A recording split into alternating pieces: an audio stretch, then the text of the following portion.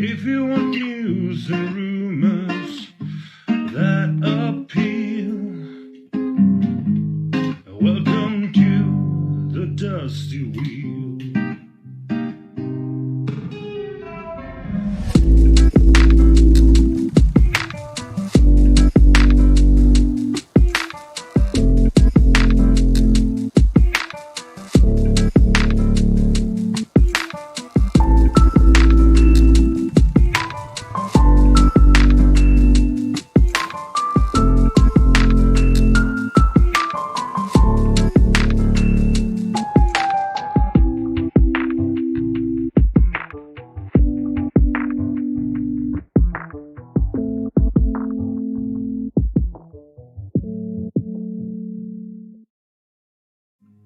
If you want news and rumors that appeal,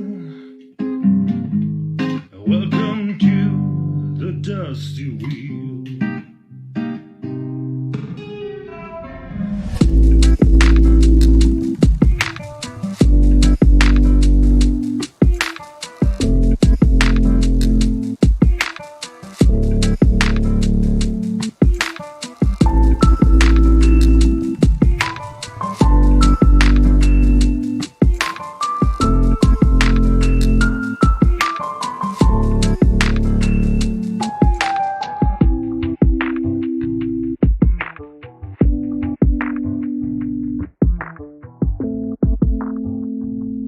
Hey, welcome back to the Dusty Wheel. I'm your host, the Innkeeper, and this is our live call-in talk show all about the Wheel of Time.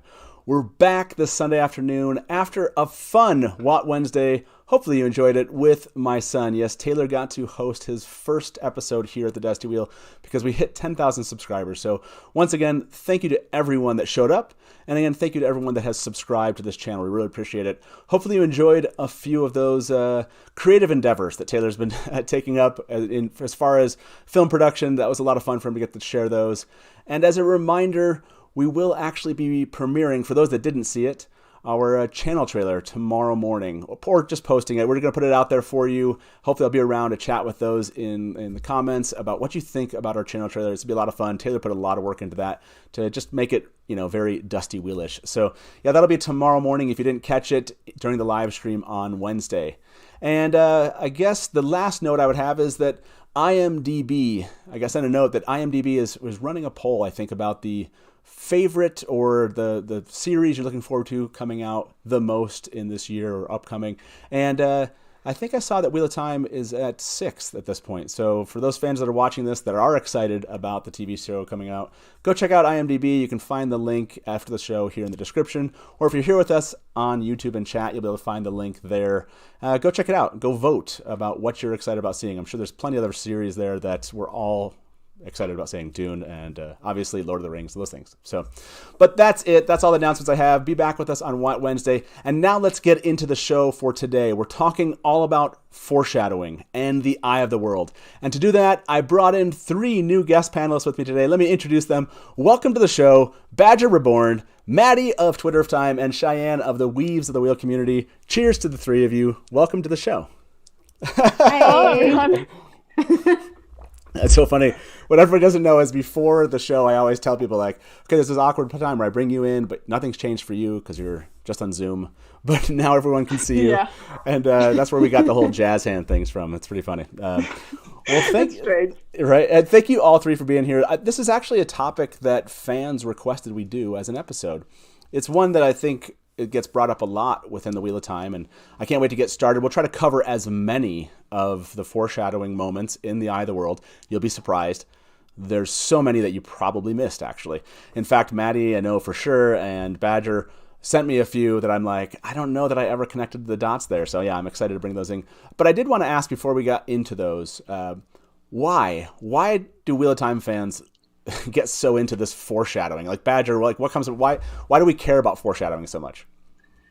I think for one thing, it's just fun, right? Seeing when you're going through the first time, you notice something and you're like, ooh, I wonder if that's going to come up again. And then when you get to it, you're like, oh, they talked about that earlier. I remember that. Then of course on rereads, you see like 10 times as many of them because of how much detail Robert Jordan puts into the series. I think those are probably the 2 main things for me, at least the 2 main reasons I get excited about it. Yeah, Yeah. definitely. I really got fascinated with this topic about 2 years ago now. Well, um, like 2.5, nah, 8th grade. That would have been ninth grade U.S. system. Point is, for school, we had to do an essay on William Golding's *The Lord of the Flies*, and me complicating myself as I always do. Did on the foreshadowing. There, like literally, the only source I had was the actual book. There was nothing on the internet, but I've loved it since then. And then getting into the Wheel of Time, and the Cosmere, which I've read more times than Wheel of Time, so I can notice it's more there. Like I've just seen it's an amazing amount, and I love analyzing it and looking for it. Rereading Mistborn right now for my own podcast that I'm starting, and it's crazy how much there is. Robert Jordan did the same thing. There are hints all over the place. Yeah, I'm sure a lot of that. I mean, I want to say Brandon's talked about this before when it came to just his fandom of the Wheel of Time in general, and then how it's affected his writing. But yeah, I'm sure there's part of that did get into Brandon, if you will, from a writing perspective, of how much he saw and experienced with the Wheel of Time. Maddie, I don't know. I see the bookshelf behind you. Seems like you pretty well read. Do you see this more as a case that Robert Jordan did this any more than other fantasy authors, or is this just par for course? I think that he does it unusually more. Like that's like you already said, it's the reread value, because every time that you go back and you reread something, you start finding little things, and then it's like, oh, this is like maybe something is funny, or you appreciate that he did plan things out so far in advance. And especially when you compare to TV shows, not so much necessarily to books, but like in the case of something like Lost, right, where they just threw everything into the first season and you thought that all of these things had meaning, and then you found out, no, they didn't really. Like after the fact, they started trying to coming up with what they would mean. So it's really nice in the case of the Wheel of Time that they do actually have meaning. There were things that he was planning to follow up on. Some of them he didn't end up following up on. Yeah. But it's like there's always something new to discover. Yeah, that's I think going to become a clear. I mean, or it has for those that reread the books often, is he doesn't actually. There's things that become red herrings, right? And so what's great about it is he might have intended, and in very many cases we know that he did intend to go somewhere with a plot line that he drops, and then it just feels like, oh, he was just misleading me. He wanted me to think this. So it really works really well for both sides of that. What if he doesn't decide to do anything, then it just becomes part of the joy of rereading and following, a false trail. So I love that aspect. For those of you that are watching this, we're going to tackle the Eye of the World. We're going to go around the room here. In fact, I didn't bring a ton of my own because my guests already have. So there's so many that they brought to the table. I was like, this doesn't make sense for me to go through. So we're just going to go around the room here and ask you to just mention, some of your favorites. And shortly I'll end up asking chat to post some of theirs later on in the show. But I want to start with maybe you, Maddie, while you're talking there. And just as a reminder, we're talking foreshadowing, so there's spoilers, of course, through the end of the series, all the way to the end. Like, if you're watching this, you may have the end of the books ruined for you. So just remember that as you're watching. Taylor, can you throw the spoiler banner up?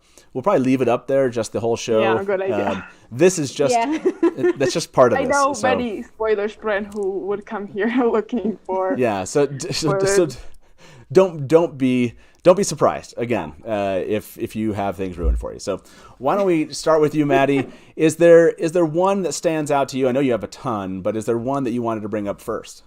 Yeah, it's number one in the ones that your first one. Me. Yeah, Maddie's first one. Taylor, you want to post Maddie's first one here? Yeah, this is a short one. Go ahead and read this one. Will I see it on the screen, or do I have to? You won't see it. Everybody else will. But yeah, okay. No, but go ahead and read it to the audience. My first one is in chapter 4 when Matt said, "Battles interest me," which I know is a fan favorite. Like everybody knows this is it. The first time that I was rereading and I came across that, I just started laughing because it's just perfect. and there's not a lot to say about it. Yeah. But I loved it. This is like the shortest one.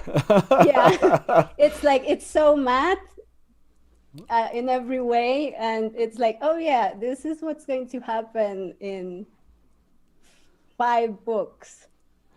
Yeah, exactly. Well, it's funny, and Elusive Truths just said I didn't catch that one. Awesome foreshadowing. It's not. It happens so early, and some of the ones that you've all kind of mentioned do happen so early that they're easier to miss than the later ones. And this one, I'll be honest, I didn't remember this one. I saw this one, I was like, I cannot.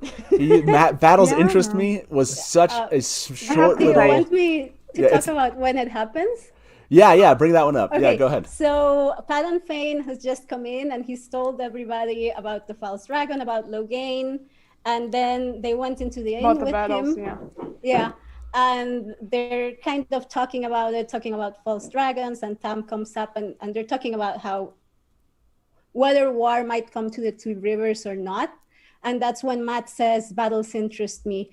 And then Tam says, battles don't interest me, which is also foreshadowing, but it's not quite as funny as Matt saying that. So that's when that comes up.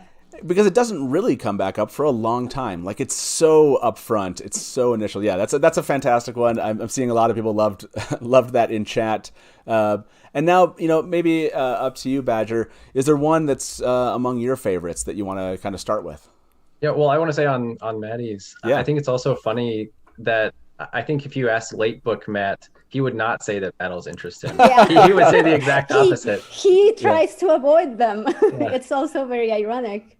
Well, Matt kind of works. That's dramatic irony that Robert Jordan works with so often.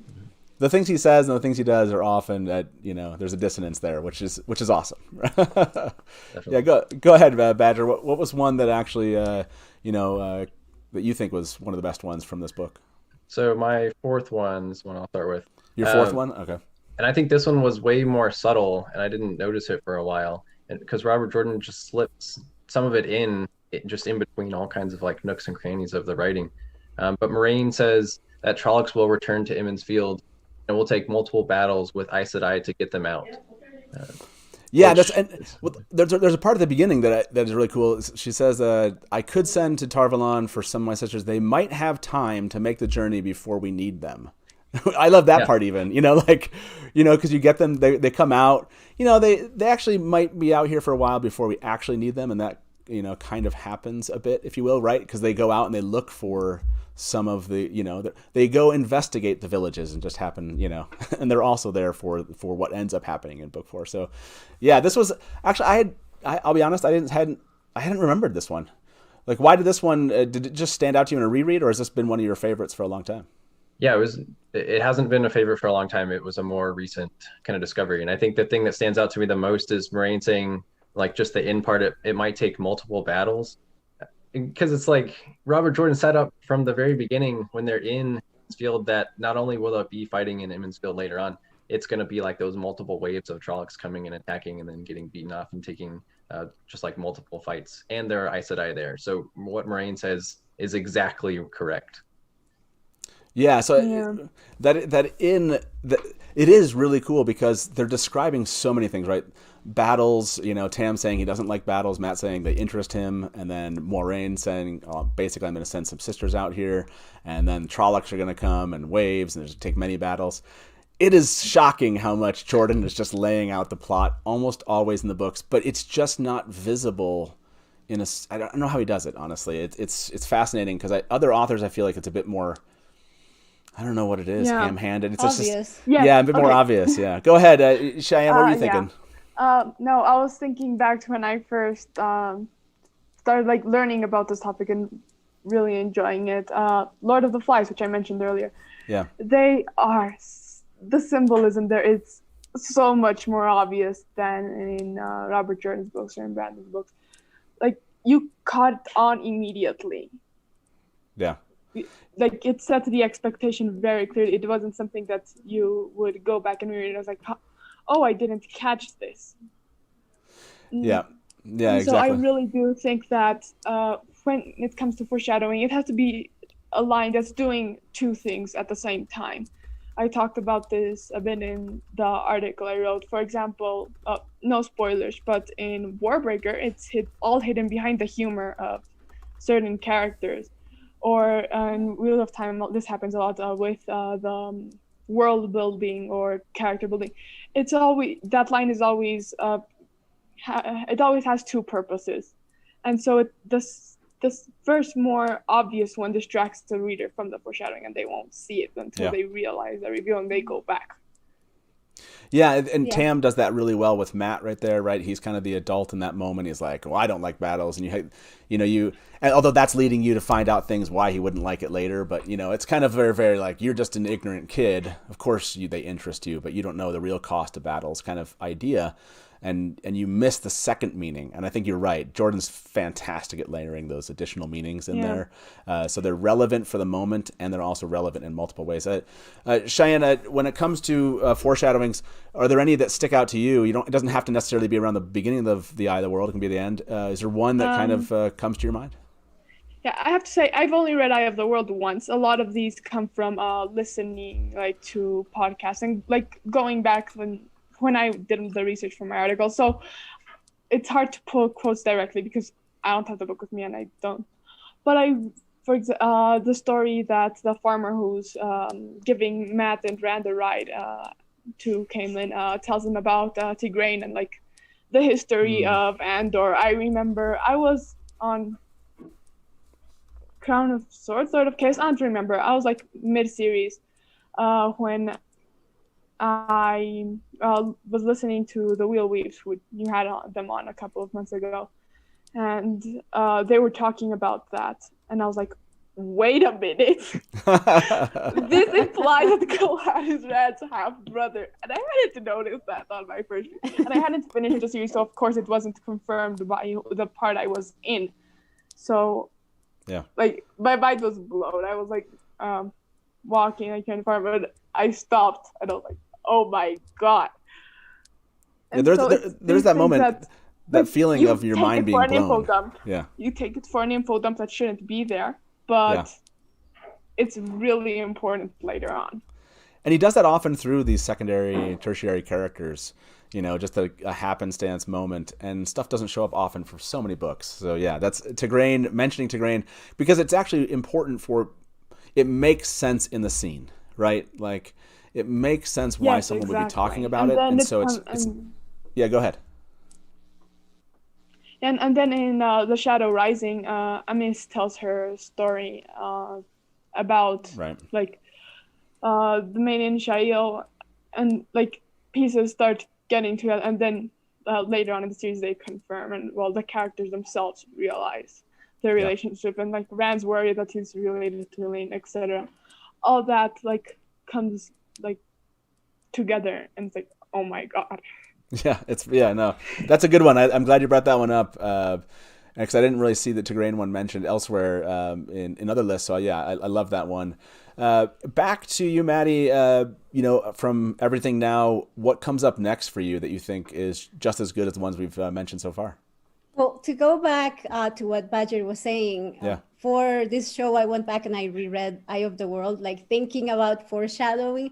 And there's so much like that Moraine quote that is oh, this is exactly what's going to happen. And you don't notice it unless you're looking for it. So my next one is my number 6. Number 6? Taylor, can you throw Maddie's 6th one up? But go ahead and read this one. Okay.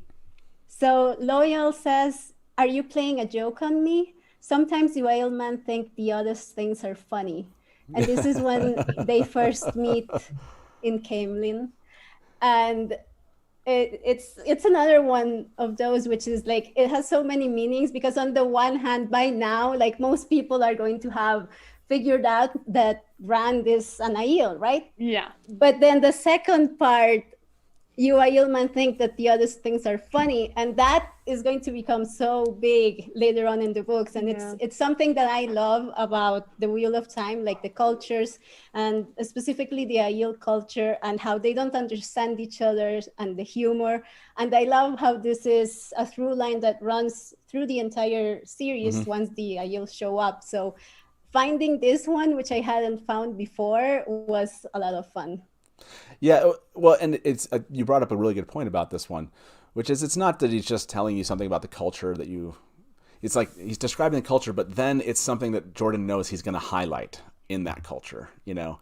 And so it's not just that, oh yeah, they have strange, it's the fact that he does actually like bring it up and it becomes a feature of the story. So he's like foreshadowing this feature that he's going to make in the story. So yeah, I loved that one when I saw it in your list. It's just a fun, again, yeah, go ahead, Cheyenne. No, it reminds me of a couple of things that Brandon has said before, like on his lecture. So I'm going to look at this through a very writerly lens because that's how I'm always analyzing these books. But promise, progress, and payoff. Robert Jordan sets up the promise of the Aiel culture since the very first book with things like this.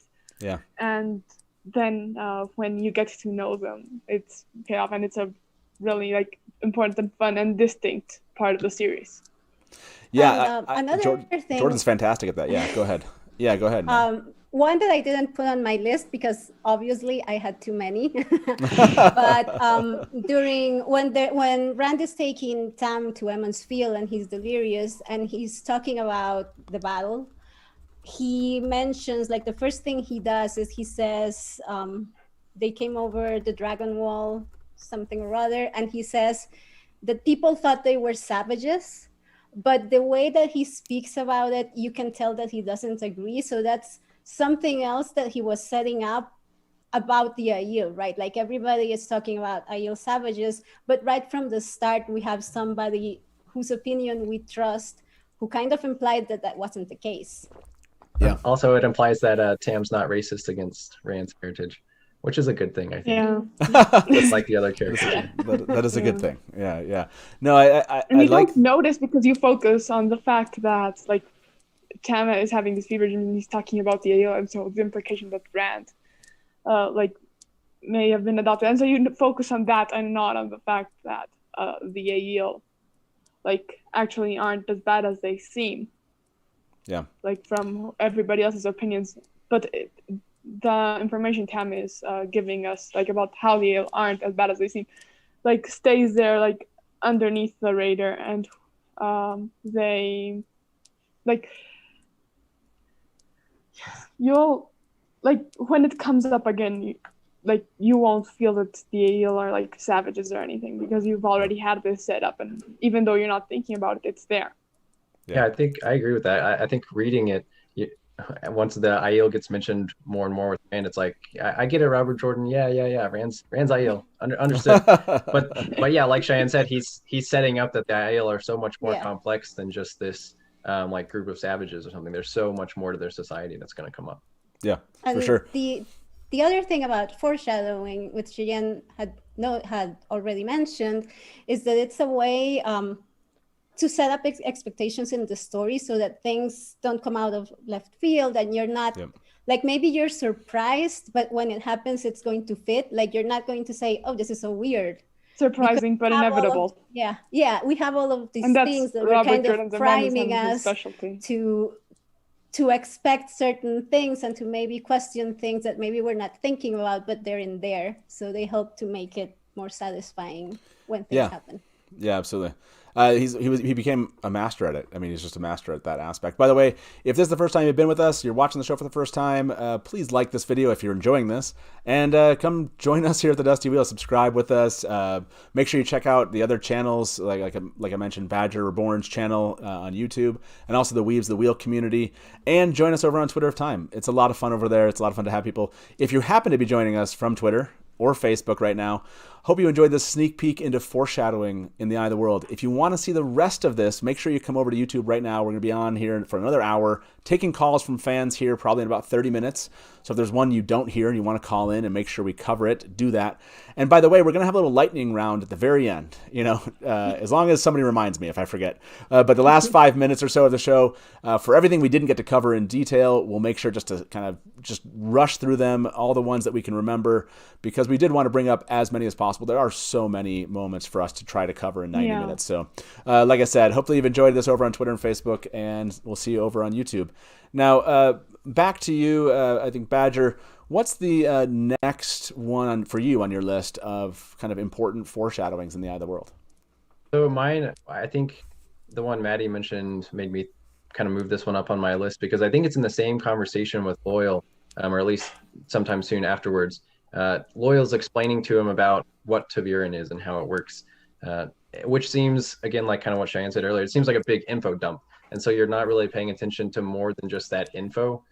But Rand says, or he thinks and said, no, he says out loud, I could live on the farm or in Emmons Field, and that would be a small change. If I wanted to be a king, though, he laughed, and Loyal gave a grin that almost split his face in two. And it seems just funny because, haha, Rand could be a king, he's a farmer. But obviously he does become a king later on in the series, so it's just perfect foreshadowing, and it gets lost in that exposition of the tel'aran'rhiod, which he also is. So I want to bring up one part about this I love. It's often talked about that Robert Jordan, in many ways, is Loyal, the character himself, right? He's writing the story. And so the fact that Loyal grins, but to the part where he knows, right? It's like that grin where you know so much that it splits his face. I love the idea that that's almost like Robert Jordan breaking the fourth wall a bit and just giddily smiling at the reader here through him. I just love that. That's a fantastic one.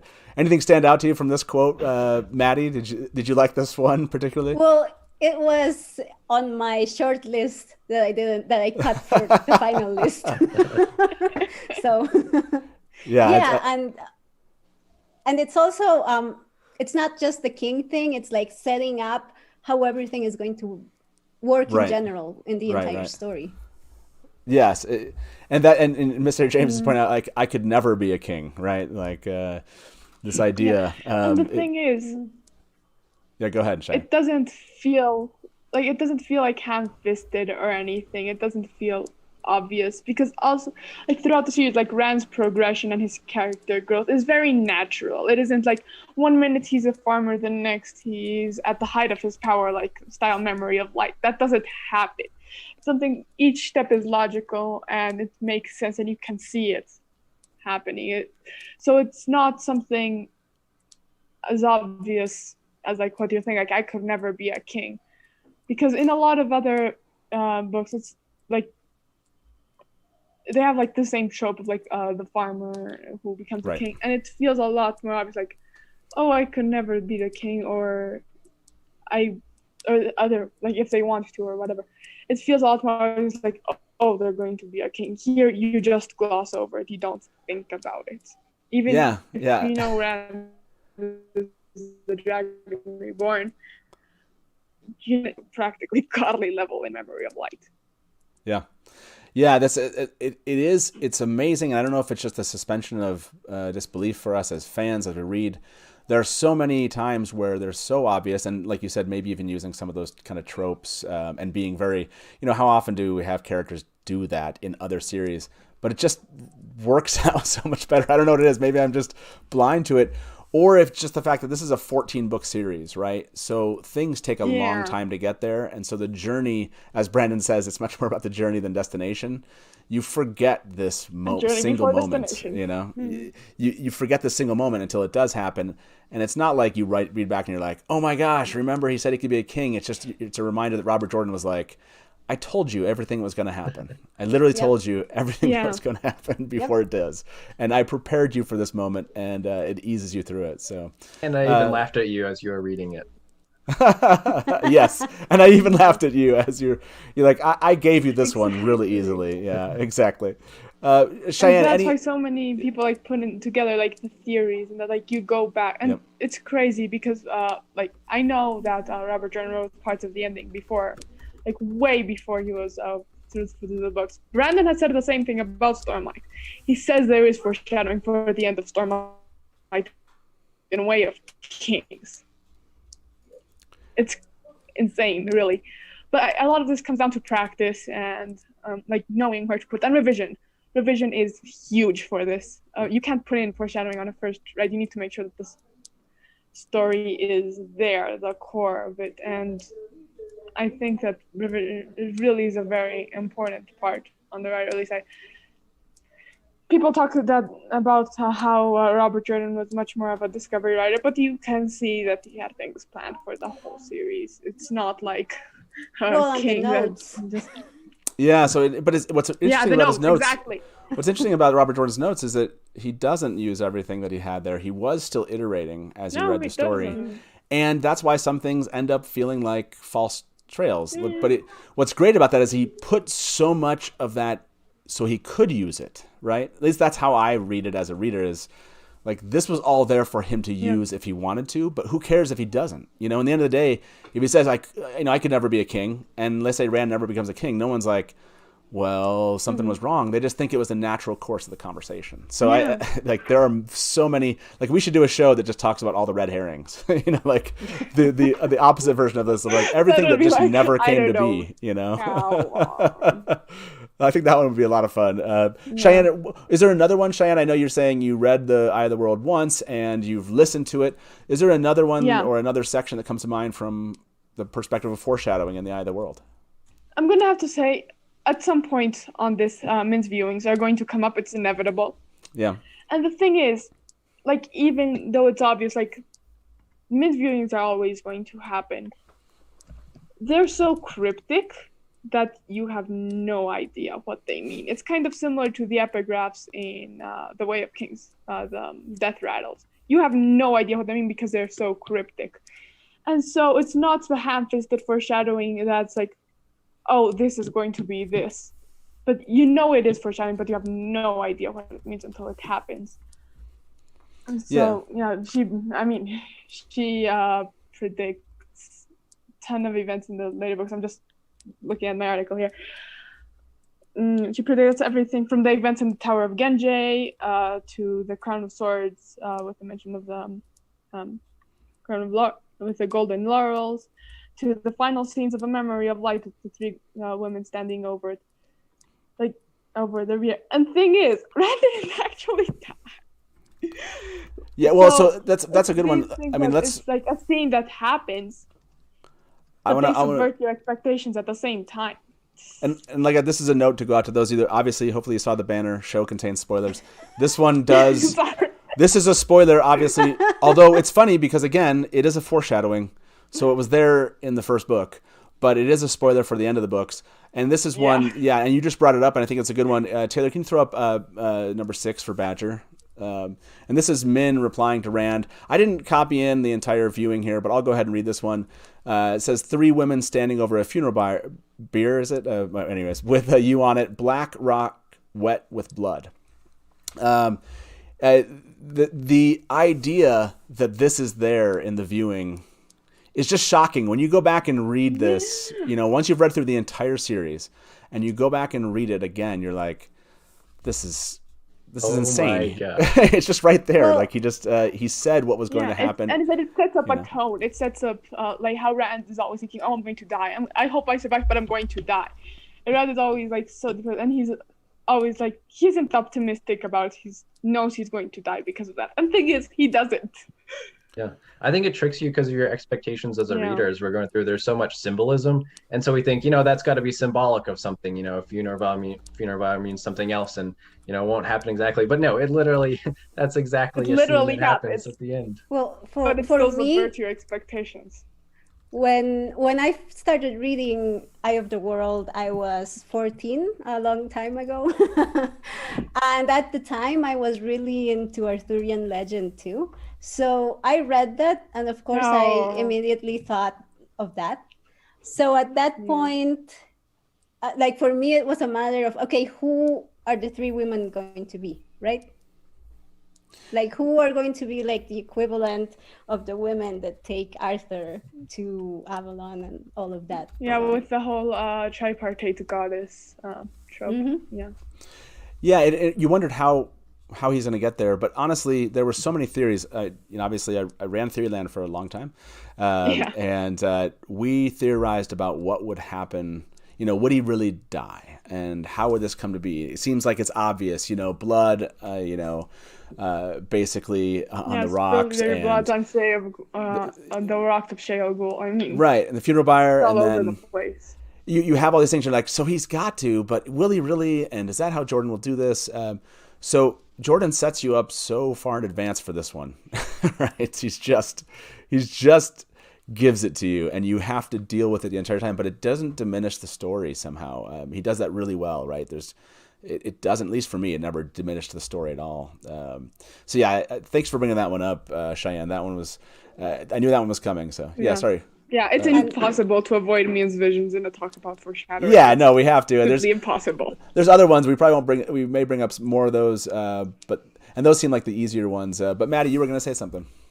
Well, I was going to say that it's like Greek tragedy, right? Like, you know that Oedipus is going to fall in love with his mother, but you don't know how it's going to happen. And the interesting thing is how it happens. So it's the same thing. It's like you have Min's viewings or you have the prophecies and you don't know how those things are going to happen. Yeah. He definitely, it definitely turns out that way. And I just saw Damien in chat say, hated the ending. Yeah. And it's not like the ending is necessarily what everyone wanted. It's just that you didn't know how it was going to, you didn't know how he was going to get you there. And that was actually part of the fun of reading it. Like, what is there going to be a twist? Or are we straight on just going to get like, oh, he's going to die, like, how is this actually going to work out? So, maybe let's go back to you, Maddie, on another one of these. I think we've killed that one, beat that one to death, if you will. So what's another one? Number 5. Maddie's. You can throw up 5, Taylor, for Maddie. Brought up something about this. Yeah, go for it. Okay. A metal tower, Rand said, and Matt, sitting cross-legged with his back against a barrel, roused from his brooding to listen. The captain nodded. Aye, shining steel by the look and feel of it, but no a spot of rust. 200 feet high it'd be, as big around as a house with no mark on it and never an opening to be found. I'll bet there's treasure inside, Matt said. Right. And I love that one. I was going to bring that one up later. Yeah, I'll bet there's treasure inside, Matt said. Yeah, I mean, go ahead. Clearly the Tower of Genji, and it's like going all the way to the end, like, of the series. It's like they set this up really early, and you just gloss over this sort of Robert Jordan's long descriptions. Like, they're just on the boat. It's like, okay, description. This is Robert Jordan style description, and you don't think about it. And then the Tower of Genji becomes really important. And I would bring up something that happens in Shadow Rising here as another place where the foreshadowing seems to be really obvious, but it's like, but we're talking about Eye of the World here, so we can cover that one. We can cover that one a little bit. Maddie, was there something in particular? He's the treasure aspect for this. What do you connect to the treasure that Matt, in the end, is this a foreshadowing specific to him wanting to get in there? Or do you look at a particular treasure that Robert Jordan thinks Matt got from there as actually fulfilling this kind of foreshadowing? Well, the reason that I originally ended that quote on Matt, it's because he's showing an interest in going in there, even if it's like all wrapped up in the dagger and the treasure and things. And that's not going to be his mindset down the line. But of course, there is a treasure inside because Moraine is inside, right? Yeah. So let's play with this a little bit. Like Rajesh just said, he probably treasured what he lost there. So that's an interesting take on that, right? For me and Lanfear, there was treasure there. So I like that. I like that one. But yes. It's math, like it's about sure, go. Okay, I was just going to say that it's just like specifically linking Matt with this tower that they're seeing in the distance, and it's going to be brought back again in the context of his story. So that's interesting. I think it's rather ironic. What Reggie said, like he treasured what he lost there.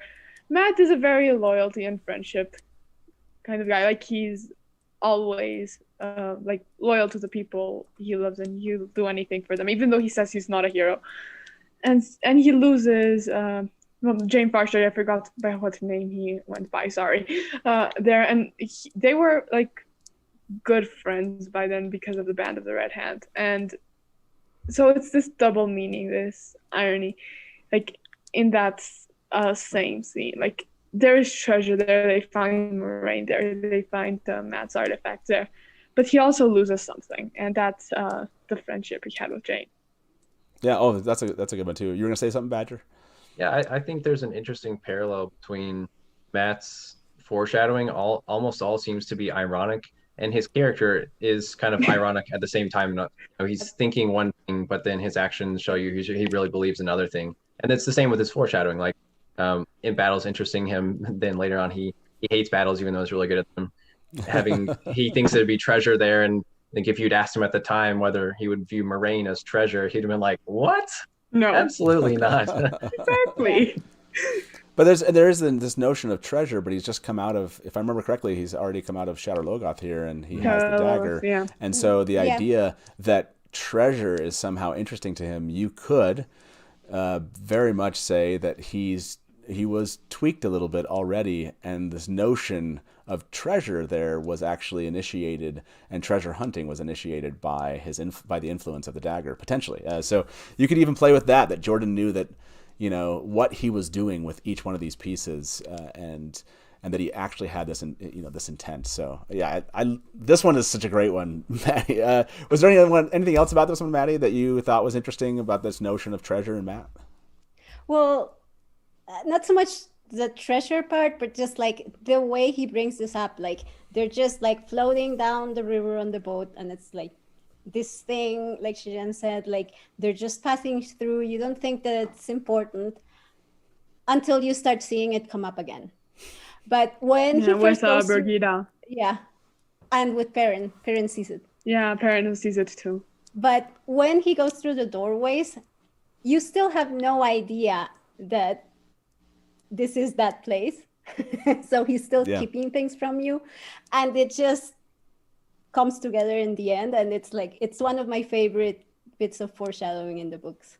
Yeah, this is one of the, and definitely one of the classic ones, but I love the way we kind of talked about treasure, because I see this one and I'm like, that's cool, treasure, and I move on from it. I like that we took about 5 minutes here and really talked about it, because it has so many meanings, and again, that's the whole layered meaning thing with Jordan here with his his foreshadowings. Badger, what's up next on your list for Eye of the World and foreshadowing? Well, if I can add one more other thing to that. Yeah, go for it. I think it's also funny that the two people he's on the boat with are Tom and Rand, and they do view Moraine as like the biggest treasure you'd possibly get in the world. Tom, of course, because he loves her, and Rand because he feels so much loss and pain from the way that she was taken away. So that's kind of funny that Matt, of the three of them, doesn't really view Moraine as treasure, but those two so strongly would view her that way. Yeah, that's an interesting point. Yeah. Okay, what's up next for you? Yeah, so my number 9 quote, which was Rand thinking in his head, part of him was horrified at what he was doing. It was almost as if he were two people, one trying to hold his tongue, while the other only felt the relief at being able to tell it finally. And the interesting part, I think, is, of course, that two people aspect. And there's a couple different ways that this could be really interesting foreshadowing. The first one, this is so early on, there's nothing really about Lews Therin yet besides the prologue, but like he doesn't hear Lews Therin much in his head or anything. But that's totally foreshadowing of how he's going to feel so much about whether he's one person, whether he's two people. He's got those two minds in his head. Is he taking over from me? Are we going to merge? Foreshadowing that so strongly. And then Glenn also mentioned in the chat earlier that it also could be, I don't know if he's talking about this specifically, but it also could be foreshadowing of him and Morden switching bodies. And so Rand being two people in that way. Yeah, I like the horrified. I like when Jordan like pairs words that later on have meaning, but this idea of this feeling that he's horrified by this notion that he's two people, and that is what the voices that he initially, or these memories that he initially gets. It's part of that being horrified by what's happening to him that kind of leads to how he handles those memories and what he creates out of that. So I think it's fantastic. Yeah. And there's another one of Min's viewings that refers to this. I don't have the quote, but they're talking about the same concept, and it can be taken in both ways, like Rand and Morden switching bodies, which is the least obvious one, but also like Rand and Lews Therin, and how I think she's talking about all of us, the obvious one, on a reread, we'll take it as the event in Veins of Gold, Rand's epiphany on Dragonmount. But I don't have the quote. I wish I could read it. But like it's also there's a Rand and Morton switching bodies, like the three of them, and how they're connected, like through the pattern and the Balefire too, and like how their souls like are like very intricately connected, not only in the like weaving of an age, but like in their characters and how they're so different but so similar to each other at the same time. Yeah, the double entendre here for sure. And we know that Jordan, as he talked about, he knew the end from the very beginning, So this concept of him actually knowing what he was doing when he had both of those meanings built into that word just makes sense, right? He knew where he was going with the story. And so, yeah, he loves to do that too, right? Just kind of lead us down one real trail, but not necessarily be aware that there's a second kind of parallel track to that same foreshadowing. So yeah, that one's great. And Maddie, go for it. There's in one of the dreams, I think he looks in a mirror, and what he sees in the mirror is Ishamael in the first book. So that's yes, right, yeah, that's another part of that. And he does that a couple times. I want to say he brings up this idea of Rand, or connecting it to there being somebody else other than the obvious one. He obviously gets memories and stuff like that. So you're already going down that road. But yeah, this one's a great one. Again, that connection between horrified and being two people just brings up the idea, right? He's in Moradin's body. There's something horrific about his future in many ways beyond, at the end. And how he'll be, viewed by people that he loves, and like so, Moraine. yeah, like Moraine, yeah. Oh my gosh, yeah. Just think about that. Yeah, there's something horrific about being these two people. Yeah, man. So back to you, Cheyenne. Anything else that's coming to mind as far as, foreshadowing in the Eye of the World that hasn't been brought up yet? Oh, you're still muted. No worries. There you go. Yeah. Not like specific quotes because I don't really have those. But again, I want to tell you how Robert Jordan is always hiding them, like foreshadowing, and there's something else, like dialogue, description, anything. And like again, like Min's viewings are like very obvious, like yes, but like you keep thinking about them in a different way. I don't remember what book this is, so might not be now. But when she's talking about Moraine and how Moraine is somehow essential to the last battle, and she's like, but why? Like, it doesn't make any sense to her. And there's like this, it has like been brought up before, like Moraine's importance, and you see like all her interactions, like she's been working it's like all her life. Without specific quotes, it's hard. Sure. Because it's just about thing about like a promise, a sense you get that Moraine is gonna be like very important for that. And like when she talks about Matt and like the eye on the scale, that connects later to the second bit of foreshadowing about that with when he meets with the Elfin and the Elfin. I'm skipping over to like Shadow Rising and Fires of Heaven. Sure. But this was a like very big part of the article, and like half of the light of the world to save the world, and like yes, it has the meaning like of the eye, like literally, but it's also how without that he wouldn't have been able to like lead the light to victory in the last battle. If he hadn't visited the Elfin and the Elfin, he wouldn't have gotten his Foxhead medallion, which prevented him from being under compulsion from Grandon, so he was the only general able to lead the armies in the last battle. So this whole thing that stretches throughout the whole series. It's not only one piece, but it's lots of pieces coming together. And that's what's so unique about it being a 14-book long series, because it's not something that you can see very easily, like a 1-2 thing, like in a standalone. Yeah, no, something that you'll forget about it in the stretch of the whole series, but there are hints everywhere. Like every little bit, you get ideas. You bring up a really important part, which is that, you know, you might get this foreshadowing, but you don't realize that he's going to drop another foreshadowing a little bit later that's going to tie into that one, and that both of them together are going to tell the actual story. So you get a piece here and a piece there, and he does that really well, which is to give you a portion of it. It's not enough to say that Rand is going to die, but then Rand, like we just talked about, makes this reference of being two people and it being horrifying.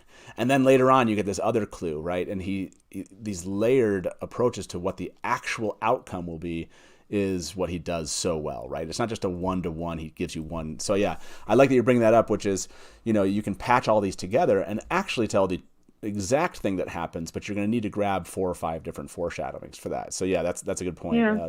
Maddie, what comes up? Brandon does this a lot too. I'm not going to bring up specific examples, but Yeah. I've already noticed like several hints like towards the same result, like in Mistborn or in Stormlight.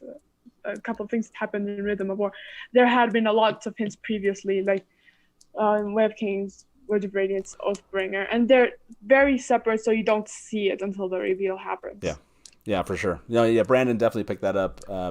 I can't remember how much he'd already kind of dug into that beforehand, but I know that Wheel of Time was definitely inspirational for that. Maddie, what comes up next on your list? My number 9. Number 9. Can you throw up number 9 for Maddie, Taylor? Yeah, go for it. So this is when they're in Faldera and they're going to go into the Blight, and Rand is suggesting that Nynaeve and Egwene don't have to go on. So Nynaeve says, if you boys, you men can do what has to be done when you'd rather do almost anything else, why do you think I will do less, or Egwene? And Yeah. I hadn't found this one before, and when I found it, I really love it because there's so much in there. Like, first of all, it's setting up like Rand's whole thing about not wanting to let women get hurt and how that's a conflict throughout the story. But then specifically in relation to Egwene, throughout the whole first book, like he's thinking about how he needs to take care of her. And Nynaeve mentions it there, and then spoilers for Memory of Light. Yeah, exactly. Throw up the thing because It's these up are there. big The show's spoilers. been here. Okay. The show's been here, Okay, so everyone's known. When Egwene dies, and Rand is really torn up about it, and he's losing hope about it, and there's like this whole sequence after she dies, and they go on to everyone else, and he's still thinking about it. And then you come to the other chapter where her soul or her spirit or whatever is talking to him, and she tells him, I actually have the quote, let me get it because I really like it. But he's really, really sad, and she says, am I not allowed to be a hero too? You might, and he says, it's not that. And she says, you march to your death, yet you forbid anyone else from doing so. Let go, Rand. Let us die for what we believe, and do not try to steal that from us. Yeah. So Wow. Nynaeve said the quote that from Eye of the World, but when I read it, I immediately thought of this, and it's really powerful. Like Rand's whole character arc. Mm-hmm. Basically. And not just his character arc, like the women's, they're having agency to choose to actually do things. Like what I love about Nynaeve and about Egwene is that they have agency, they do things, they make their own choices. Egwene chooses that she's going to make this sacrifice. And Rand wouldn't have let her do it because he's still thinking he needs to protect her, but it's like, no, like, this is my choice. This is what I want to do. Let me do it. Like, just get over yourself. It's right there in the first book.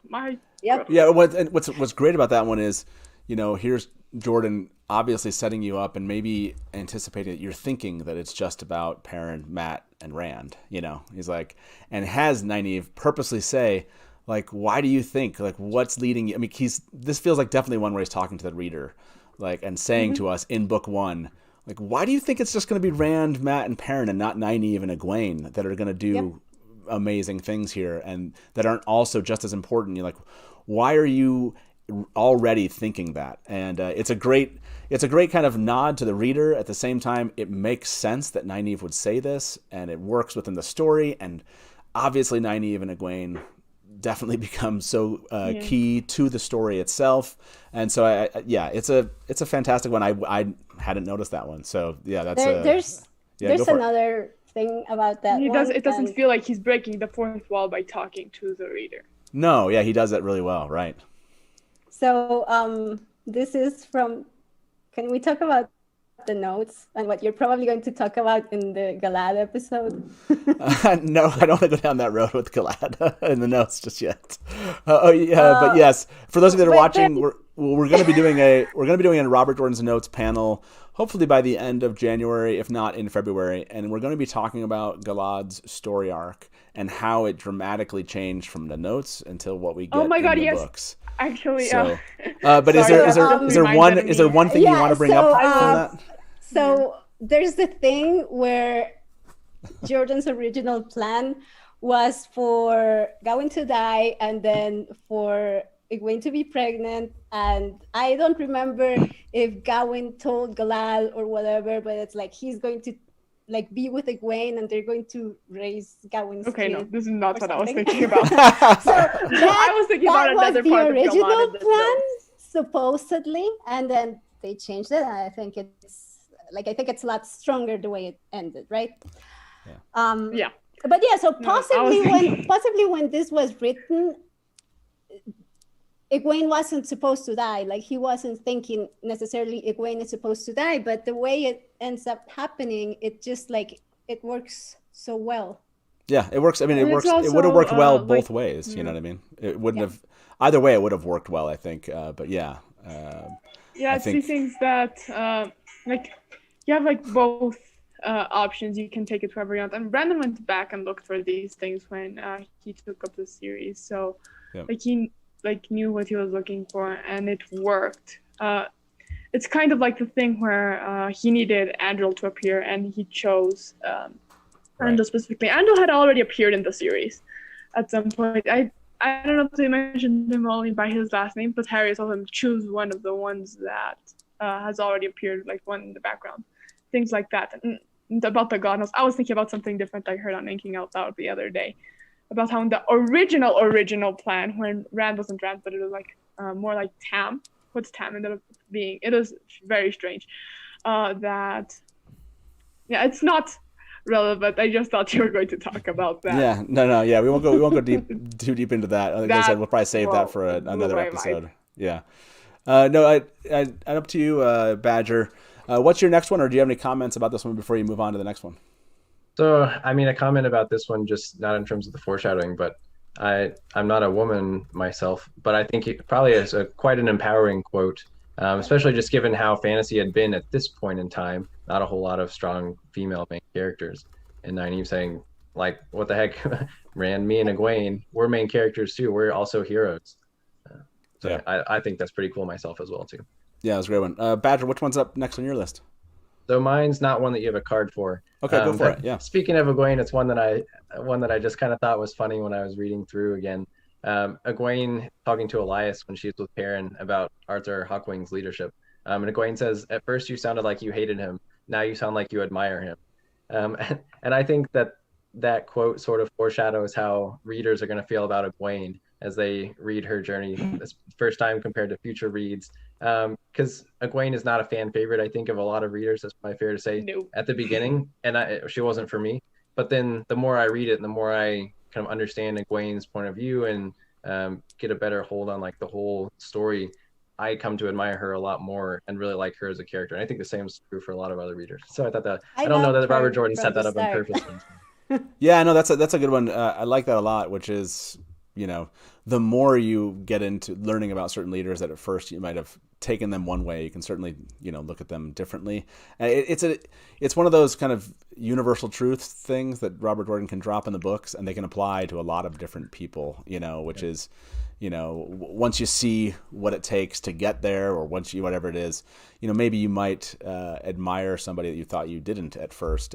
It happens in the books in a variety of ways. There's sometimes in the books you admire somebody and then you end up hating them, right? It happens in reverse in the same concept. So yeah, but I like that you have it, that you paired it with the fact that she brought that up, right? Yeah. And that it connects to what ends up happening with. I want to say that was like foreshadowing fandom's reaction. I don't know if that's like a foreshadowing the book, but there certainly is a distinct love and dislike or hate for Egwene, I guess. But yeah, no, that's what you didn't pick one for your cards. That's totally fine. But you want to throw us another one, and we'll throw up another one while you're still talking, and then we can jump back to Maddie. Here. Yeah, let's see.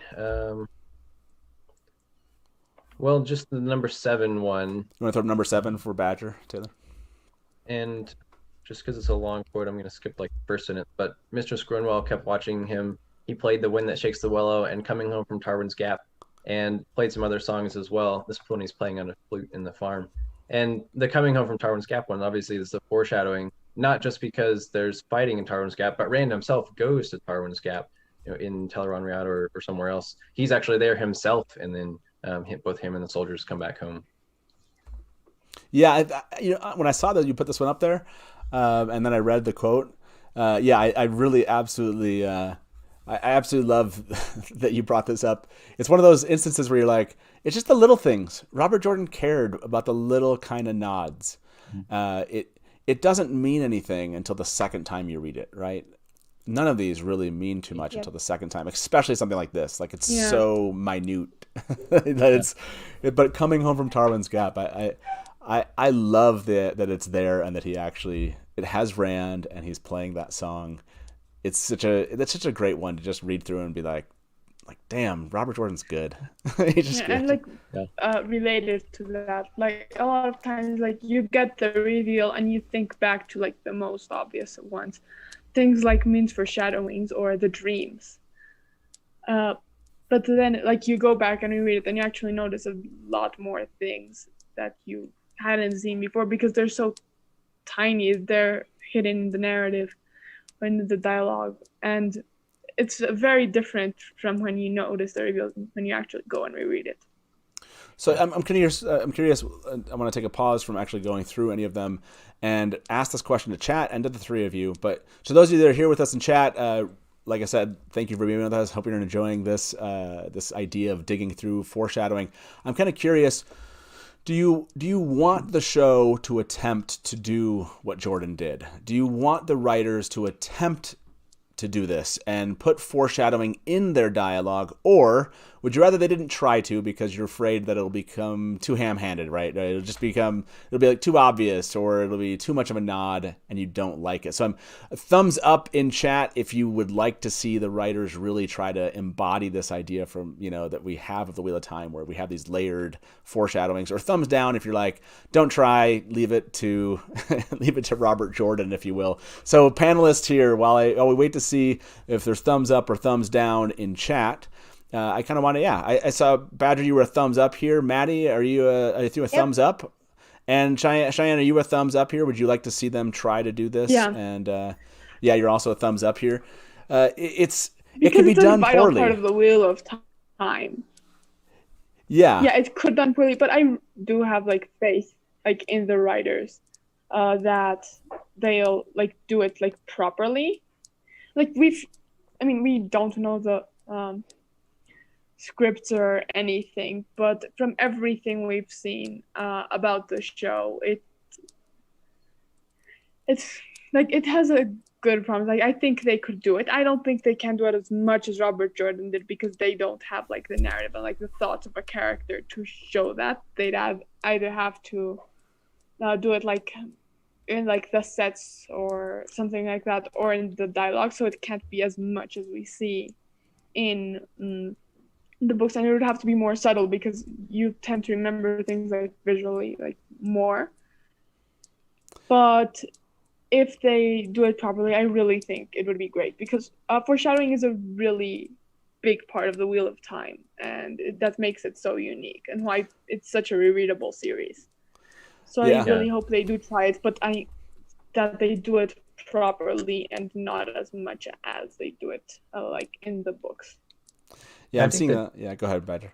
I was gonna say, I think the downside, like what Cheyenne sort of said, is that they do it poorly, right? That's kind of the only thing you can come up with. But you know, the downside of kind of anything with a TV show is that they might write it poorly. But you know, why would we assume that's the case? They have a really Yeah. good writing staff, and if we are just gonna think that they might And write they it have poorly, Sarah. what are we even doing here?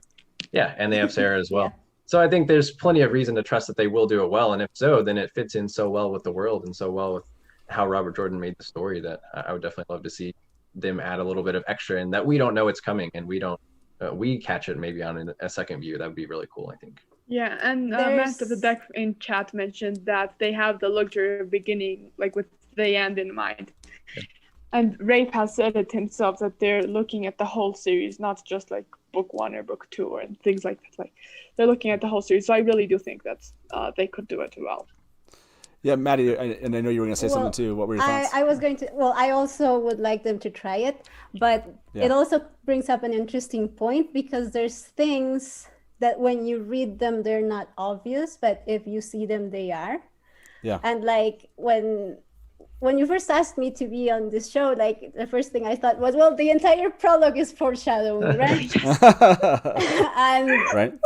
and now that I'm thinking about it, it's like there's all of these little clues that are dropped in by what Baal someone says in Rand's dreams that after you know when you put them together, then it seems really obvious. But in a TV show, if you have this actor Yeah. and it's the same actor from if they do the prologue, which I don't think they will, but if at some point they do it and then there are the dreams and it's the same actor, then there's no mystery.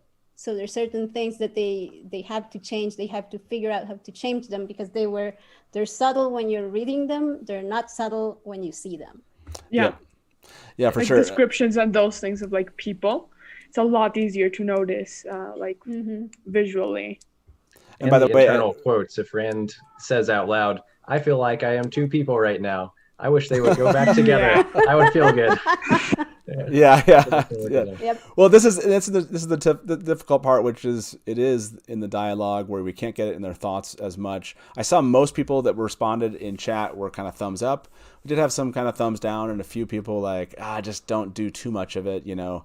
So it's going to be an interesting question for them. I mean, obviously they've made the choice for season 1, but it'll be interesting to see what else they've done or they continue to do for seasons 2 and 3.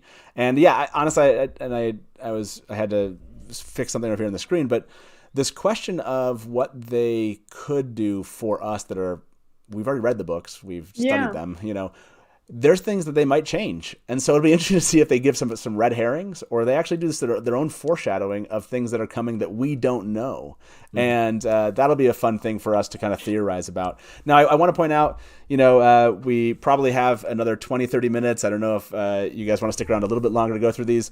I do want to throw up the call line. You know, we might only be able to take like 1 or 2 calls. But if you want to jump in and throw us, you know, a thought of other foreshadowings. We're going to try to run through a bunch really quick here, but you can give us a call at 1-313-825-5968. Taylor, you want to throw that call line up? It's 1-313-825-5968 or talk Watt. And just like I said, we might only be able to take 2 of you. And if 5 of you call, I apologize. We only get to a couple, but if you want to give us a call really quick and we'll throw you in the show, we can do that. Now, let's jump through some of the ones, and we have a lot. Like I said, we only have 20, 30 minutes left. We might not be able to talk about a lot of them, but Maddie, why don't you give us a couple that you had, and we'll try to throw some of those up and just briefly jump through them. Number 8. Taylor, throw Maddie's number 8 up. Okay. Is it Yeah, up? go for it. In chapter 41, Rand felt a sickness in his stomach at the thought of Trollocs in the streets of Camlin, and this is when they find out about the ways and about the Waygate. And in chapter 45, Moraine says, "But they cannot know all the paths yet, else they would have been pouring into Camlin through the gate we used." And this is another one where he's telling us exactly what's going to happen. Yeah, exactly. But so much later, right? Like we get this one so much later. I love that one I love that you paired a couple. You kind of did that whole layering thing of connecting 2 foreshadowings really close together in the books to something because that was that's what like, happens a lot of times. Yeah, exactly. It does, absolutely. Maddie, throw us another one in here while we're... Number 3. Number 3, yeah, that's what Maddie's number 3 up. And this is, well, it's Baal Samon Chamail. Yeah, I whispered again, and the High King sent his armies across the Arid Ocean, across the World Sea, and sealed 2 dooms. The doom of his dream of one land and one people, and the doom yet to come. And this, we don't have to wait so long for this to happen, but yeah, that's another one. San-Chan. Yep. I want to throw this really one out good there. one. I want to throw this out there, the doom yet to come. Really quickly, do you think that this is in reference to Fourth Age when it comes to the Fourth Age? Yeah. Okay. Oh, that's interesting. Yeah. I'm going on this. I think kind of. Okay, so the San-Chan are really complicated, and just to make this clear, my headcanon for the Fourth Age is what is canon for Weaves of the Wheel, because I'm just so used to it by now.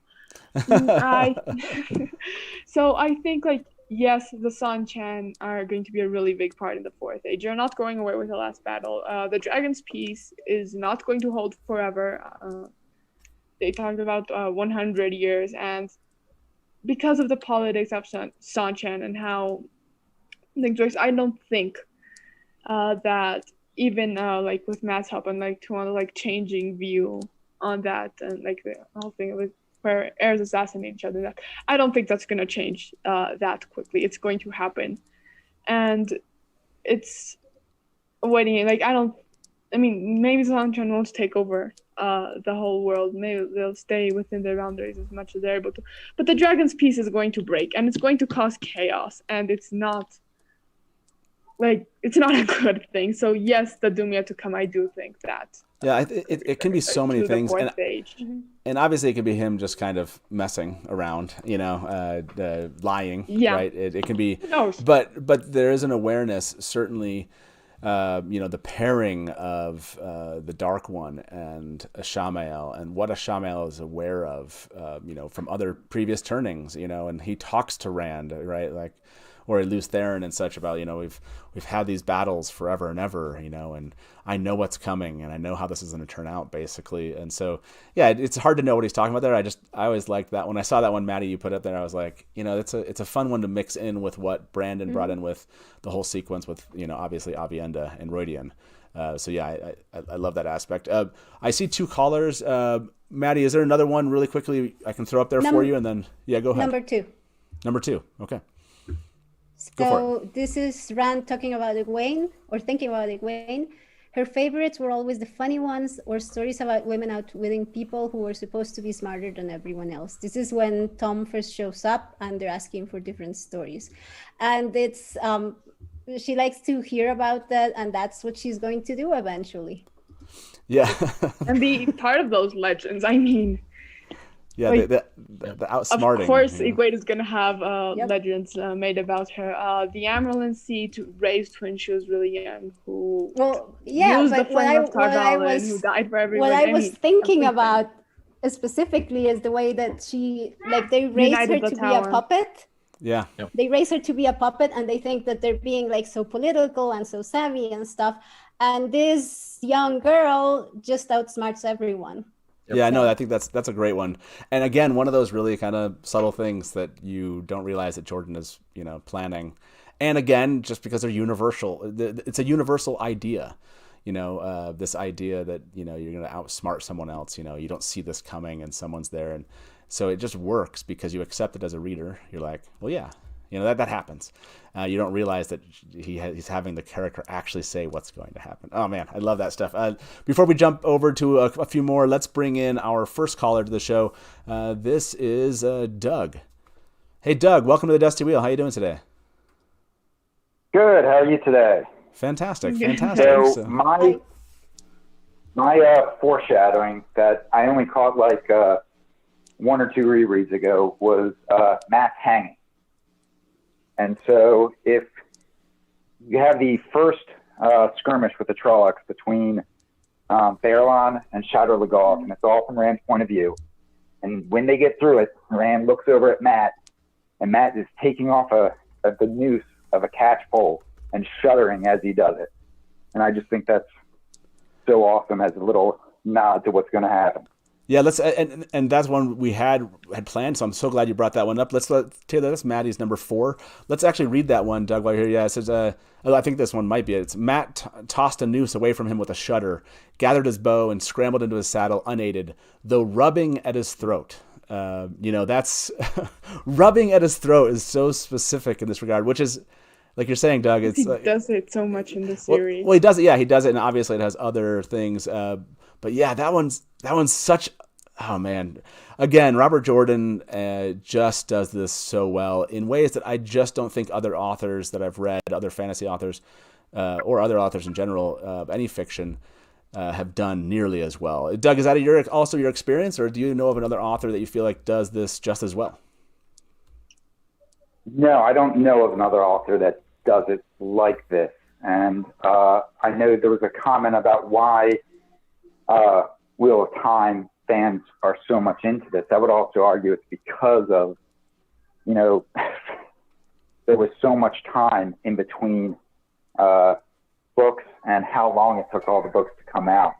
That you would do the reread and you would find things and you would hypothesize, even if it was just with yourself, on what everything meant. And especially when you did find foreshadowing, you go, how did I miss that? What else did I miss?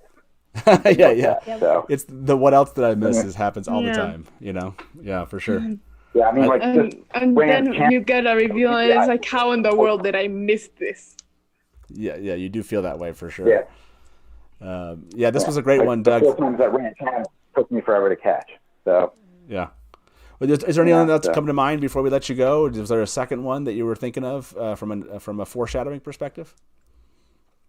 Not really, and I've got 3 young ones I'm feeding dinner to, so I got to run. Okay, sounds good. Hey, Doug, thank you so much for calling, man. Appreciate it. Hey, we'll talk to you soon. Bye-bye. Thank you. Okay. Bye. Thank you for calling in. Yeah, that was great. And great that he brought up that one. We hadn't gotten to that one yet, and perfect one. Oh man, the hanging one. Geesh, such one that's on the nose a bit. And again, that rubbing of the throat. He didn't have to add that in there, right? He didn't have to. But again, I haven't done a reread. Yeah, no, that one's fantastic. Let's bring in our next caller as Sam. Let's bring Sam into the show. Hey, Sam, welcome to the Dusty Wheel. How you doing? Matt. Yeah, hi. First, I want to apologize. I might have been a little bit rude to your secretary, just because when she first called, when I first talked to her, I didn't know whether I was on or not, so I was a little hesitant. So no sorry worries about that. Much it's my wife, and I'll talk to her afterwards about it. Okay, go for it. Yeah, absolutely. That's great. So this one's it's probably a little bit stretchy and more so one's slightly cute, one's slightly more stretchy. But it's the fact that both Min and Ishmael say, "You cannot escape me," and thinking about it, with Min, because I'm not sure if you've listened to the audiobooks, but when Kate Renning and Michael Kramer it was when Michael Kramer first did Min's voice, he made her sound like a sinister figure that might be evil or something. Yeah. And it's the fact that she says the same words that Rand thinks the Dark One is saying to him, that he thinks is evil, and it's more just a romantic saying, "Hey, you can't escape me." And then at the end, Rand walking away with Moradin's body is "Hey, you can't escape me." But do you think that there was supposed to be any connection between the fact that Min and Ishmael use the same words, or perhaps Min is a dark friend? The Min is a dark friend theory was one out there early. What's funny with Jordan, he laid track for things that he doesn't use, right? So you certainly could say it's Varen said something about her father, I think it was, or I don't know. There's these comments that often characters make where you're well, I want to know more about that. What did the character mean? It's just that Jordan never follows it up with anything. And so we're left kind of at a hang. Yeah. So, but I do love that. And if he did it would be a 100-book series. Yeah, exactly. Yeah. But I'd love that he did use that same phrase. It's a fantastic phrase to have brought up about Ishmael and Min, because again, it gives that sense to Rand, whether or not he meant anything by it. It's that sense of Rand of people telling him that it's inevitable, right? what he is to become is inevitable, and what he has to do is inevitable, and the people he has to even marry, and be with, it's inevitable. And that's part of his struggle over 14 books. So yeah, I love that one a lot. Was there another one you said? I think you said you had two foreshadowings. No, but about that those? one, before we are off that one, I do think it's really interesting how you cannot escape me, and that's exactly what Ishamael is trying to do. He's trying to escape the Dark One. He's looking for oblivion. I can't mention what I was going to mention. Anyway, so that's what happens. So it's very ironic that he says you cannot escape me, and that's exactly what he wants to do. Like, Rand can't escape his fate, and Ishamael wasn't supposed to either, but that's exactly what he's looking for, and he finally got it. Yeah, no, that's a good one. That's a good point. Sam, what were you saying? Yeah, not a fan of the dark lamp comments. I'm saying. Yeah, exactly. Me neither. Except for in the Path of Daggers, she is a sexy lamp in the Path of Daggers, but that's it. And that kind of like, so like there was like, okay, so two small things.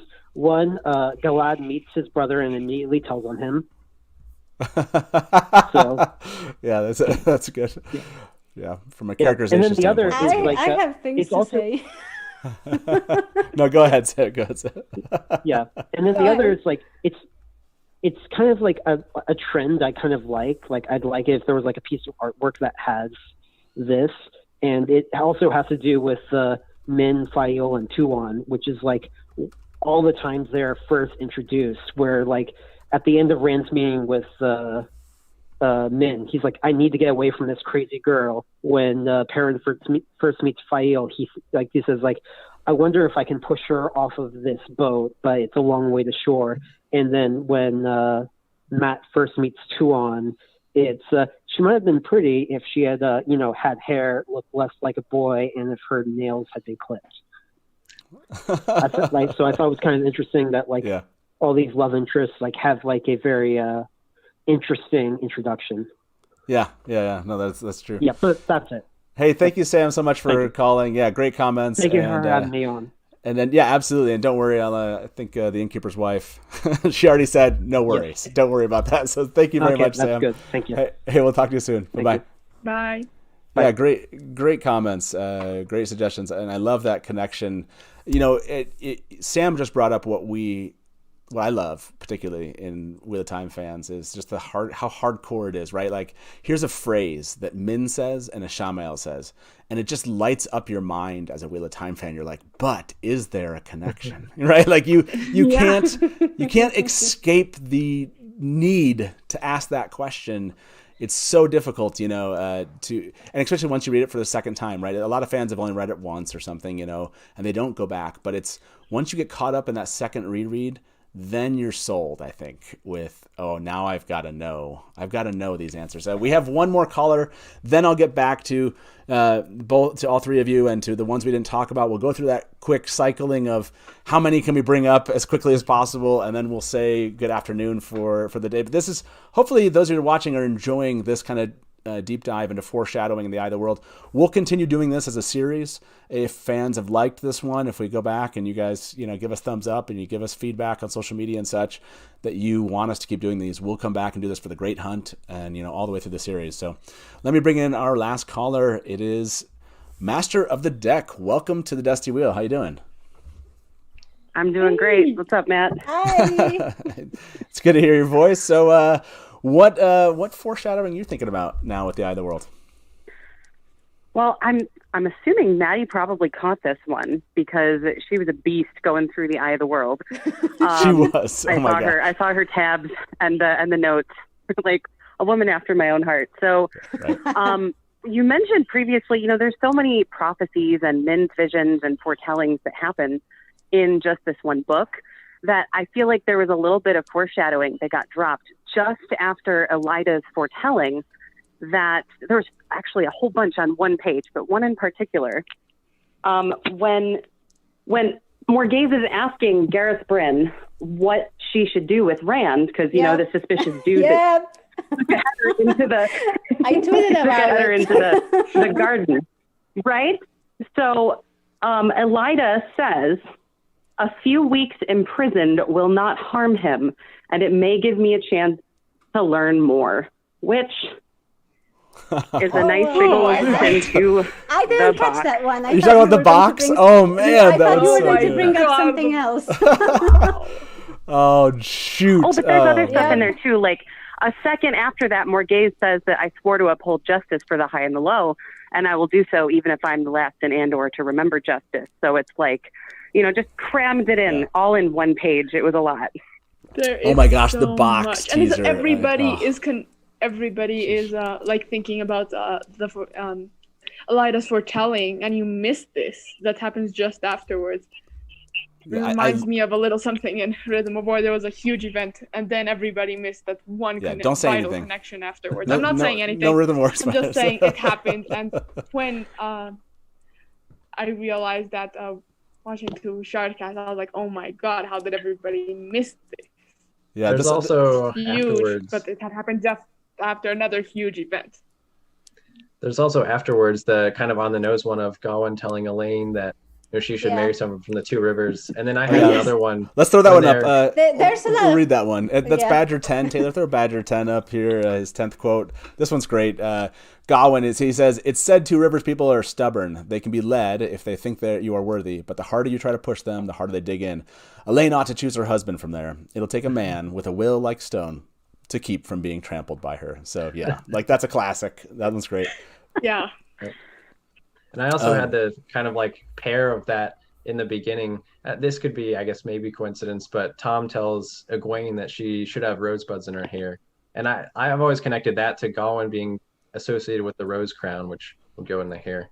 And then Yeah, I absolutely, totally believe that idea because, again, Robert Jordan seems to have been more casual than, you think he was casual, but he wasn't casual. He's not a casual writer or, and he respected the non-casual fan. That is to say, he felt like this was almost a game that he was playing with the reader. He has a famous quote. I think I put it up on Theoryland's Instagram account where, he was being sent basically what people thought he was, like, this is my theory about what you're doing. And he was pretty much just like, oh, you think you figured it out, Hey, Taylor. There, he said, you think you figured it out, but you haven't, and this is in essence, basically he was like, the game is afoot, and he was really excited about this notion that he was leading people one way and feinting and, and throwing us little hints. And he loved every moment where fans would come to him and say, does this thing mean what I think it means? And he just loved those moments more so than I've ever seen any author love that particular kind of reaction from fans. So, and I have to say, it is fun raffling people, like seeing people's reactions and like theories and that. Like, as a fan of a series, somebody is starting, but also like as an author and things like that. Like people ask you about something, and it's fun raffling people. Sure, yeah, no, absolutely. Hey, Master of the Deck, thank you so much for calling in. Any last foreshadowing you want to throw out there for the Eye of the World before we let you go? Nope, you guys have covered a whole bunch of it, and I'm interested to see what your avalanche of foreshadowing is going to be. Great show so far, everyone. Here we go. Hey, thank you so much. Hey, we'll talk to you soon. Thank Bye-bye. you. Bye. Yeah, so what do we have missing here so far from your list? Badger, go ahead and give us a couple that we're missing. We'll throw them up, and we'll just get through them really quick here. Go for it. Okay, I really like the number 2 if you want to put Number that 2? one up. Yeah, let's throw that one up, Taylor. Badger number 2. So Perrin laughed and said, "I'm afraid Rand and I are just ordinary folk, Master Marilyn, not made-up creatures from your stories. I'm Perrin Ibarra."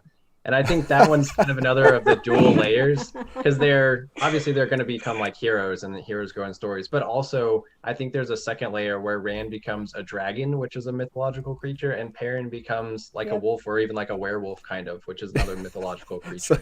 It's like, I'm Perrin Ibarra, and I have no idea what I'm talking about. It's like, but yeah, like we're not creatures, and I love that you brought that in, dragon and wolf, but we're not creatures in your stories. That's a fantastic one. Is there another one that you have out there? Yeah, that's a really good one. Yeah, so I had 2 that could be coincidence, but I mean, knowing Robert Jordan, might not be. Moraine says, "I have cleansed the taint." That's the exact like line. Oh yeah, which did we put a screen up for that one? I don't think that was one of the cards. There wasn't one of the cards. Yeah, so go ahead, but yeah, go ahead and tell that one. Yeah, so after she had cleansed Matt from the Shadow Logoth poison, or at least kind of isolated it, she said that specifically, "I've cleansed the taint." And I think this shadows that Rand's going to use Shadow Logoth to cleanse the taint off of the True Source. Yeah, I totally. Like a huge I can't believe I didn't make a screen for that one. I absolutely, that one I love that you brought up. That's a very good one. The idea that she, talked about cleansing, the taint and connected to Shadow Logoth. That's so subtle. It's ridiculous to the point where you're like, could he really have? But I absolutely, considering what we know with Agenor and following them to the eye, and the connection there. Yeah, go ahead, Maddie. You were going to say something? There's another one that was also on my list, but that then I didn't add. And it's when they're talking about Shadow Logoth and they're asking about cleaning it. And she says something that basically that it's too big and that anything she did, like it would just be undone. And even if they got like a bunch of us, I said, I don't the whole remember White Tower, exactly I think what, she says. yeah. I think just like the whole White Tower together wouldn't have enough power. That it's so difficult, it's impossible, and that well, we did it. Oh, so good, so good. Oh man, and I then love Rand that did one. get more power than the whole White That's Tower. a He was really stronger good than that. one. Right? Rand Isn't that and that's Nynaeve. fantastic? Yeah, Rand and Nynaeve together. Badger, yeah, go ahead. What else you got for us? So I also had this one also doesn't have a card, but Rand in his head wishes he could go to a place that has never even heard of the Dark One. That was the exact quote again. So I think that foreshadows his kind of philosophical battle at the end, where he's thinking, if I just kill the Dark One, that will make the world perfect. But then he learns what a world without that doesn't know about the Dark One, what that would actually be like. Yeah. Yeah, love that. Bringing it full That's circle an from book amazing 1 to one. 14. That's a fantastic one. Yes. That there's so many kind of full circle moments in A Memory of Light that I loved, and that's a great one that you found. I love that. What else you got? That speech is my favorite quote in the whole series. Oh, is it? Yeah. So Yeah, I also I love had it. in the like the prophecies at the end of the prologue from the Cycle of the Dragon, one of the lines or one of the phrases is, "And the great sword of justice defend us," and that's a lowercase justice. So it sounds just like, sword of justice is kind of a general theme, but Rand does get Hawkwing's sword justice later on in the series. Yeah. Like capital J. I like that one. That's one of those little nod ones. That's a nice. Yeah. What else you got for us? Let's see. Well, I put you on the slot for giving us the avalanche of remaining. Yeah, no, Badger I'm trying to skip over Wait. the most Like the boring ones. avalanche and the avalanche like- at the end of all these books. Exactly. We're getting an avalanche of foreshadowing. I love it. Do you want to see Maddie? Oh yeah, sorry. Do you have one more, and then we can jump over to Maddie? Yeah, so Matt says, I heard a story that the dragon would be reborn and save us all. And then Perrin says, you're a fool if you believe that. I suppose he also claimed we'd live in a new age of legends afterwards too. And obviously the beginning part, like, dragon's not actually bad. But I think there is pretty good evidence that there is going to be another age of legends coming up afterwards. Or at least similar. Yeah, that was a good one too. Yeah, there's a bunch that kind of happened. You had a couple read around there. There are a bunch in that kind of chapter 3, chapter 4 time frame where Tom Maryland shows up. Maddie, what else you got for us? Oh yeah, Number 7. Okay, throw up Maddie number 7, Taylor. And that's Moraine when she finds out about their dreams, saying there has not been a dream walker in Tar Valon for nearly 1,000 years, but I could have tried. And there's going to be a new dream walker. Yeah, that was a good one. Yeah. Then number 10. Number 10 now for Maddie, Taylor. It's Rand, and he says, "Oh, I won't ever touch it again. Not if I have to cut my own hand off first." Right. And Exactly. lots of entendres there. Then not on the cards, but Moraine also says to Egwene, "You may go far, perhaps even the Amerlin seat one day." Yeah, that's a classic one too. Yeah, that one, and I think we that we threw that one up with. I think her Badger had a number 5. test. Let's throw that one up for Badger number 5, Taylor, because I like reading that. That full quote's great. This one's a classic one. She says, "Now you're behaving like a foolish village girl. Most who come to Tar Valon must study for many months before they can do what you just did. You may go far, perhaps even the Amerlin seat one day. If you study hard and work hard," which I love that that's how she ends it. If you study hard and work hard, But we'll she see. does. I mean, Yeah. yes, it was kind of unexpected, like when they raised her. But Egwene, like, really, she's very determined. She's very persistent. Yeah. And so she is like really like working hard. Like, she has her flaws, which is why She's such a fan ambitious, favorite. but ambition isn't a bad thing. Yeah, that's true. Yeah, That's true. exactly.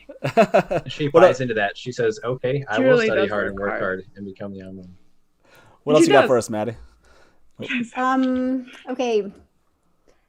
From chapter 9, when she's telling the story of Manetheren, but some did not flee, first in a trickle, then a river, then a flood. Men went not to safety, but to join the army fighting for their land.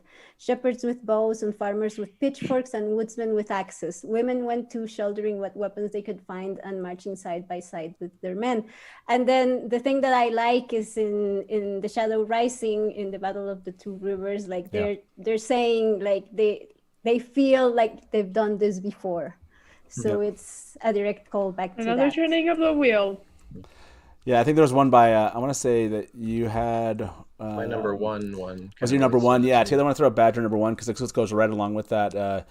And I'll read this one real quick. It says, War, Master Alvear, mouth fit awkwardly around the unfamiliar word. No one in the Two Rivers had ever had anything to do with a war. Why are they having a war, he says, which is so great. So, yeah, so that goes really well with that one. It pairs nicely. What else you got, Maddie? I have a funny one. Yeah, which is when Galad tells on them, Elaine growled an oath and Rand's eyebrows showed up. He had heard that one from the stableman at the Queen's Blessing and had been shocked then. And that's just, she swears a lot. It's just like a nod to what's... It's foreshadowing to her character. I thought this was bad, Rand. Just wait. Yep. Okay, any more in the avalanche of foreshadowings that you guys found? I don't know if, by the way, I don't know if you saw Maddie's. You need to go see the image. I posted one to Instagram on Dusty Will's account, and Maddie posted it to Twitter. I think I posted it in Discord, but if we didn't, you can show us, yes. Check this out. This is how much research Maddie did for the book here. I love the color coding is fantastic. I mean, I ran out of red, so the also red. That is dedication. I want to see that like a whole stack like that. Yeah, go ahead. This is not for Wheel of Time, but I do a similar thing. I've been taking notes like on the cover. You won't be able to see my handwriting because it's small, but I filled the whole notebook and now I'm on this one. So this is Oathbringer. Yeah. You won't be able to really see what it says. But no Oathbringer spoilers. Like I filled the whole notebook with this. It's small. I don't think you'll be able to see it unless you purposefully exactly.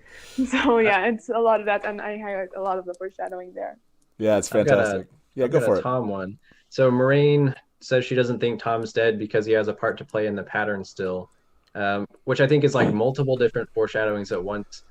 Because I think Min had previously told Moraine that she would marry a white-haired gleeman or something along the lines, so she knows that's why Tom has a part to play in the pattern. But she also says that Tom's a hard man to kill, and he definitely is that because he survived death a lot of times and survives all the way to the end. A hard man to kill. I like that one that you brought up with Tom. That one's a great one.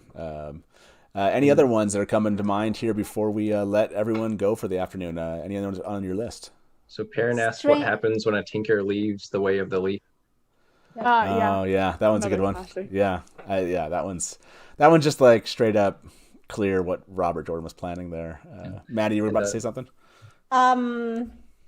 Strange clothes you wear, child of the dragon. Has the wheel turned so far? Do the people of the dragon return to the first covenant?